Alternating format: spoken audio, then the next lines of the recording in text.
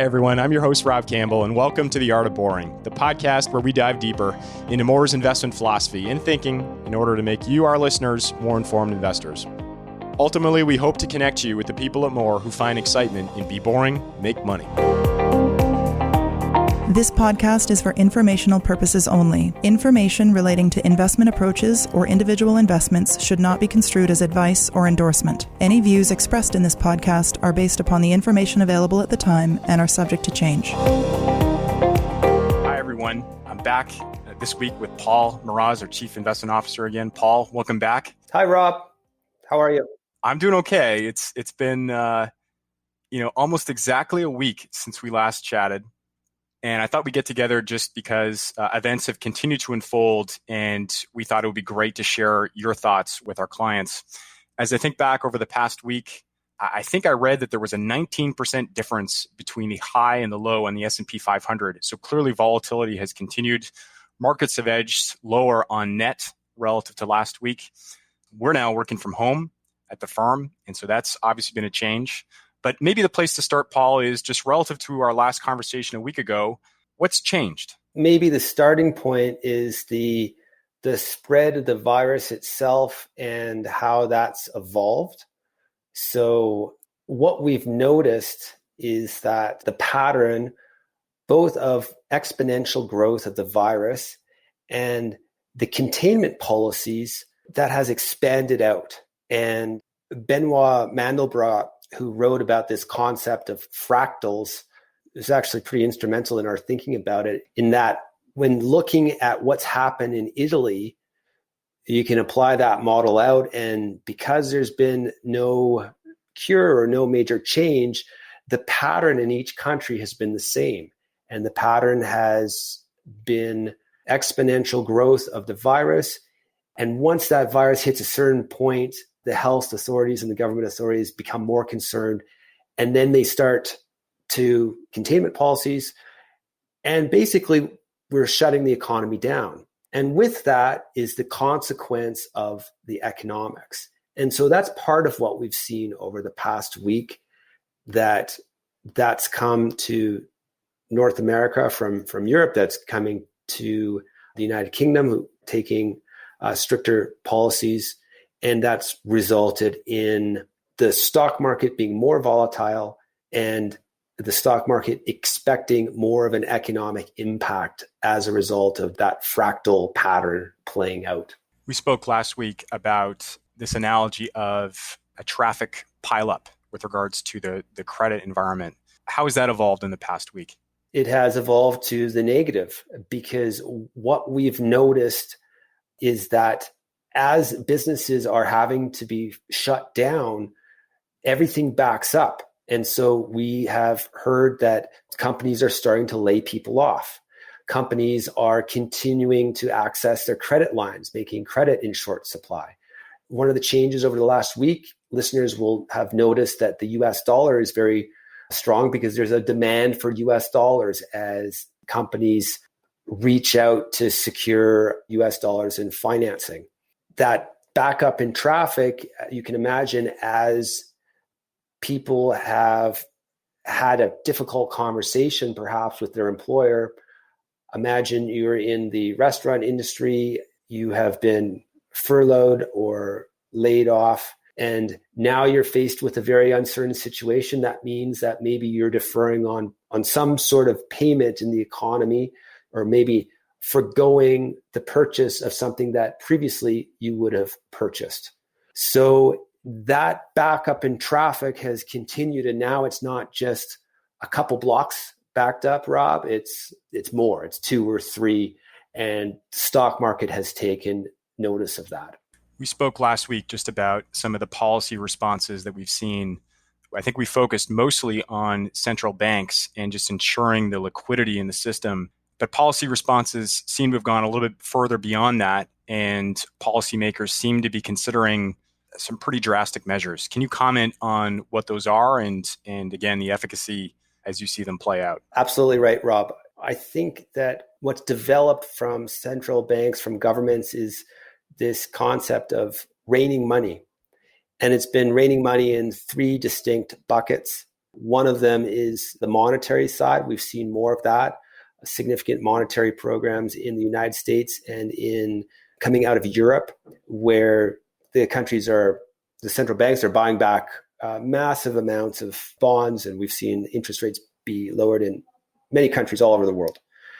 Second was on the fiscal side. So this is expected because we think that monetary policy won't be enough. And sure enough, governments are finding ways and programs to get money into the economy, whether it's creating jobs, whether it's projects. So there are funds that are being set up to stimulate fiscally. The last, which is probably the most different that we're maybe not used to, is I'll put it into the helicopter money bucket, where governments are starting to talk about directly injecting money into the hands of people. In the US, they've talked about handing out $1,000 checks, and that also might be in the form of maybe less explicit helicopter money, maybe deferrals, whether it's the deferral on taxes or tax breaks or a reduction of interest rates.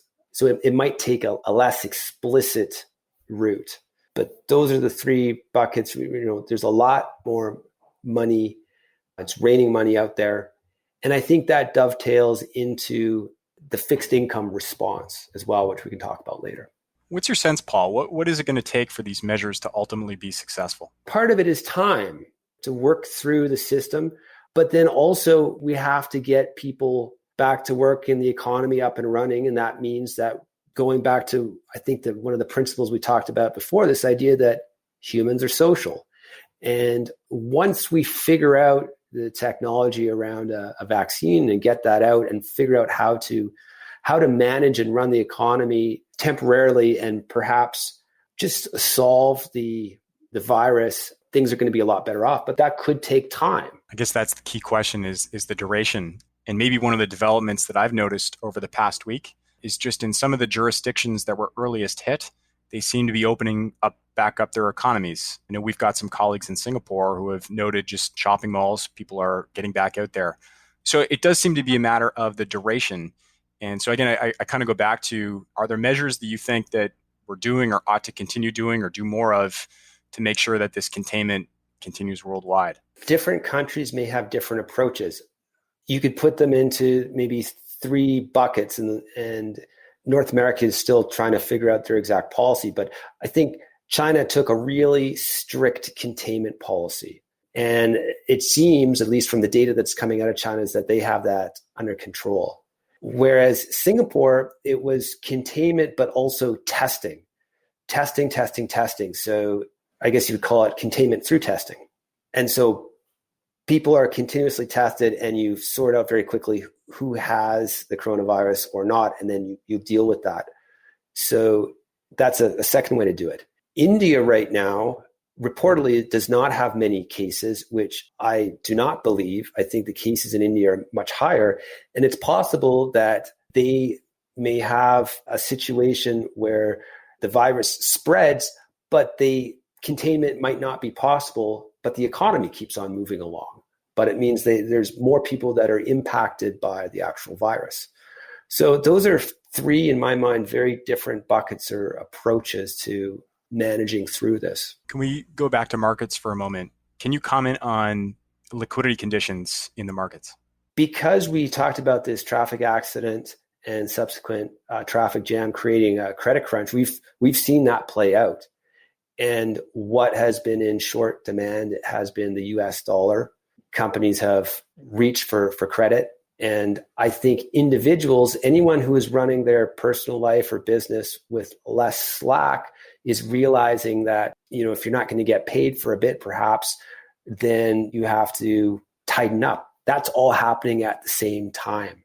So it's not quite an SOS scenario, Rob. It's an SES scenario. So we have a sudden economic slowdown, and that is resulting in liquidity challenges in lots of different parts of the market. One of the curiosities I've noticed over the past week, maybe week and a half, is that as stocks have sold off, bond yields have actually backed up, and commodities, things that are usually safe havens like gold, have sold off as well. What's causing this breakdown in the correlation that we've come to expect between these various asset classes over the last little while? I think, remember the response of raining money. It's raining money in terms of monetary policy, in terms of fiscal stimulus, in terms of giving people money directly and deferring payments. I think what happened is, after the announcement that perhaps the US would consider directly mailing people $1,000 checks, the bond market started to consider the question of who is going to pay for all this. And I think that's one of the factors that may have contributed to a slight backup in yield. Now, don't forget, there's just volatility in financial markets, and interest rates don't always head straight down. But that's a factor. Another factor to this negative correlation, or the reason why equity markets and bond markets are declining both at the same time, is that some institutions may actually be rebalancing. So even though investors are repricing the equity markets downward because of the economic issues, at the same time, investors may be selling bonds in order to reinvest in the equity market and rebalance things. And that's maybe a structural element of the market that you'll see as we head into the end of the quarter, where I think a lot of investment committees will be asking themselves the question, well, how should we rebalance? And there might be a shift in fund flows. Certainly, I've noticed that with some of my clients as well, whose policy statements, we may be testing some of the limits of the ranges that they've given us from an asset mix perspective. If those ranges have been quite narrow, the question of, do you remain in compliance or take an action to get back into compliance versus letting things drift, is certainly on top of many committees' minds. Paul, can I shift gears just a little bit and focus more internally? What are we doing from an investment process perspective in this extraordinary time? And maybe I'll start with just the analysis of companies, with a focus more on valuations, just given how much markets have moved. What are some of the things that we're doing from a valuation perspective to assess whether we're still able to purchase companies with a margin of safety, or whether companies have moved far enough that it warrants a second look at this point? There's some cases where, when we look at valuations, that some companies may actually be worth more because the current environment is leaving a real impression on people's behaviors. So, for example, we're conducting this podcast from our homes. We're using a new type of technology. Everyone is being forced to trial new technologies. Necessity is the mother of invention. So I think what comes out of this is a number of behavioral changes. And certainly what we're seeing in the portfolios is technology companies are probably going to come out of this very well, because any previous trends of getting people to adopt technologies, whether it's ordering things online, whether it's using technologies, online technologies, whether it's plugging into the cloud and figuring out how to do things remote, that's all going to be done in, I think, a lot greater scale. So that's one element of valuation, is recognizing the trends where business models have structurally shifted. There's a few spots where we're also questioning with valuation. Well, if we go through a difficult period of time, even if the business model is viable, will the business make it with the current debt capacity? So that's a factor that we have to look at, where for the most part, corporations' debt levels, at least the universe that we look at Mawer, operates with a fair amount of slack. This is a different period of time. If you're forced to shut down your business for 6 months, you'd have to take that into consideration for valuation. So in general, the valuation ranges are wider. We're also considering the prospect for some businesses that seem to be in a spot where they're tending towards more of an option value, where the payoff might be quite significant, but the companies might have enough debt where, if this economic environment persists for a year or two, then maybe the company goes bankrupt. It's like an option that would expire. So I think there's a few of those that we're looking at and trying to understand how can we look at that valuation a little bit differently, just to make sure we're capturing the right range of scenarios and probabilities around it. One of the first things that we did back in January when we started hearing about this virus was really focus on our companies based in China. as well as companies that we own that may not be based there but have significant revenue exposure to China. And one of the things that our research team had done was to basically go back to our discounted cash flow models, wipe out a year of cash flows, and understand how that impacts our assessment of the intrinsic value of the business. What I'm struck by as the virus has really gone global very quickly is that, if you were to carry that same analysis today, you probably have to do it for every single company in the portfolio. And so maybe just to broaden the question a little bit, how is the team handling just the sheer volume of information and change in a short period of time? I think that's a great question. I think at an individual company level, we're spending a lot of time working through models and looking at companies' business models and saying, okay, well, how has this changed? What are the opportunities?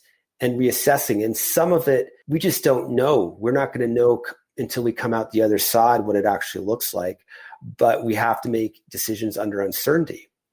So you can imagine our research team is working, put it this way, we're putting a tremendous amount of effort into that. I think everyone's in overdrive to try to understand valuation and generate the most logical price discovery we can under uncertainty. And at that micro level, if you think about what we're doing and the sheer amount of information and volume and the uncertainty at the company level, that explains why at the stock market level as well, there's going to be some volatility. We have to work through that.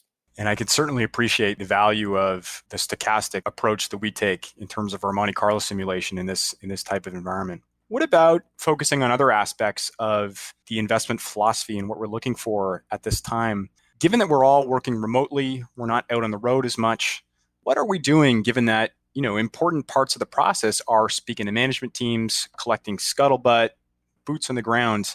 How are we adjusting in the current environment where we're all, sort of in isolation at home? Well, there's a few things that we're doing. I mean, first of all, we're ramping up the communication internally with the team. That's a big one.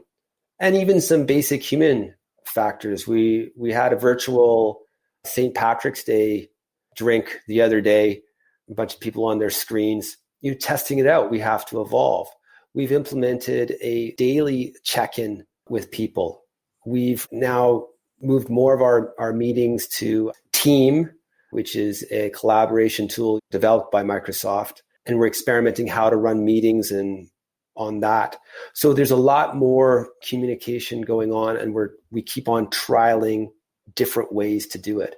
I think the second element is external communication, where, luckily we're pretty used to this as an organization. This is where playing from having most of our team based in Calgary plays to a strength, because we've already had to figure out how to connect with management teams and people who are in different cities all over the world, because Calgary is not necessarily the same sort of financial center that New York or Toronto is. So we've ramped that up, both with connecting with management teams and as well, I'd say, other professionals in fields where we can get an understanding on how the virus is working its way through the value chain of the economy. I just got off the phone with a contact in real estate trying to get a sense of, if someone can't pay, who's on the hook? Is it really the tenant that has the most damage? Can they get out of a lease? Is it the landlord? Is it the bank? How do they share the pain in this? So lots of conversations like that to understand how business is evolving. That's ramped up, Rob. You talked about moving to a daily check-in. In a way, you and I are having a weekly check-in. How are you doing, Paul? Personally, as well, just for yourself, but also as CIO, how are things with you?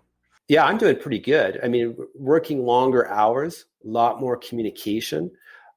But we have, and I reflected on this, I think the last conversation we had, Rob, we have a wonderful starting point. We have extremely good portfolio of companies.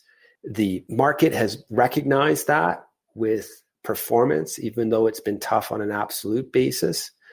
We have managed liquidity and have the highest quality short-term paper in our money market funds. So we own T-bills, and we have ample cash to manage liquidity in our equity funds. We have high-quality bonds. So all of that sets up a situation where we're playing from we're going from strength to strength. And that just psychologically makes it so much easier to connect with people and manage. So stress-wise, I'm personally doing great. And it's been just such a pleasure to work with our team, both on our research team and all of our people across the organization, whether in operations or business technology or have a client-facing role. That makes all the difference in the world in terms of everyone's disposition. Great. I think it also highlights the importance of all the investments we've made in culture over the years. This is when that culture really comes to bear. When we can't be with each other socially, having to rely on video chats are great, but it's not the same. Starting from that strong base is really important. You mentioned long hours, so I don't want to keep you too much longer. Maybe one last question. What messages do you have to either the team or to our clients this week? I'll just share the same message that I've provided to our research team and other people across our organization. The first is, well, keep calm, carry on. The world evolves. It's rarely as dark or as brilliant as you think it might be. It's usually somewhere in between. Second is stay balanced and diversified, both in terms of your portfolio and the decisions that you make in your life. And I think related to that is one of the things that we're trying to do is be in two spots at the same time. And that comment relates to the uncertainty that we're faced with, where we could be with having a very rapid recovery, or we might have a tough period of time for longer. So you want to be in a position where you're resilient. You can do okay in either scenarios. And finally, think long-term. We're looking for the long-term risks, but also the long-term opportunities, because we're seeing already the world change. And I said before, necessity is the mother of invention. There's going to be some wonderful opportunities that come out of this for some companies and entrepreneurs. Great. Well, Paul, thanks again for your time. I think we can all appreciate how busy you must be in this market environment. So thank you very much. Well, I'm sure we'll chat again soon. Thanks, Rob. Hi, everyone. Rob here again. To subscribe to the Art of Boring podcast, go to Mawer.com. That's MAWER.com/podcast, or wherever you download your podcasts. If you enjoyed this episode, please leave a review on iTunes, which will help more people discover the Be Boring, Make Money philosophy. Thanks for listening.